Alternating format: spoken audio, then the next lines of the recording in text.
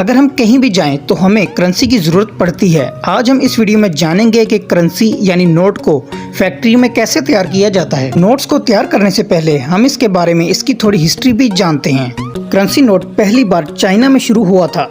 उस वक्त हिरण की खाल को काट के नोट तैयार किए जाते थे और सबसे पहले चाइना में कागज के नोट इस्तेमाल करना शुरू किए गए थे। अब हम जानते हैं कि फैक्ट्री में करेंसी को कैसे तैयार किया जाता है। बहुत से लोगों का ये कहना है कि नोट को शायद कागज से बनाया जाता है, जो कि बिल्कुल गलत है, बल्कि इनको कॉटन से तैयार किया जाता है जिसको कपास कहते हैं, और इसके साथ लाइनन को भी मिलाया जाता है जिससे नोट मजबूत होता है।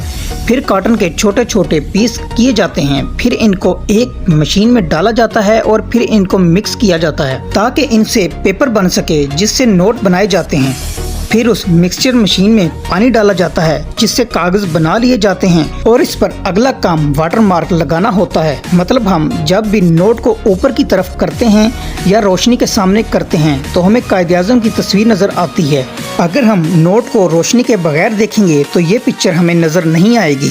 इसको वाटर मार्क कहते हैं, जिससे हमको पता लग जाता है कि ये नोट बिल्कुल रियल है। फ्रेंड्स, नोट में वाटर मार्क लगाने के लिए एक रूलर होता है जिसको बैंडी रूलर कहते हैं। ये घूमता रहता है और इसे वाटर मार्क लगते जाते हैं। और इसके बाद बारी आती है होलोग्राम की, जो बेसिकली नोट को कलरफुल बनाती है, जो कि बहुत करीब से देखने से नजर आती है, जिससे हमें रियल और फेक नोट की पहचान जल्दी से हो जाती है। और फिर इसके बाद क्वालिटी कंट्रोलर की बारी आती है। फॉर एग्जाम्पल, अगर किसी नोट की थिकनेस कम हो जाए या वो कागज सही से तैयार ना हो तो उस पेपर को वहाँ से निकाल दिया जाता है और फिर उस नोट को दोबारा ठीक होने के लिए भेज दिया जाता है। और इसके बाद बारी आती है प्रिंटिंग की, जिसके लिए एक प्रोफेशनल आर्टिस्ट की मदद ली जाती है। जैसा कि अमेरिका में आर्टिस्ट अपने हाथ से एक स्टील पर नोट के डिजाइन बनाते हैं, यही डिजाइन आगे जाके नोट के ऊपर प्रिंट किए जाते हैं। इसके बाद बारी आती है नोट में कलर भरने की। जैसा कि आपको पता होगा कि 100, 1000 और 500 के नोट के कलर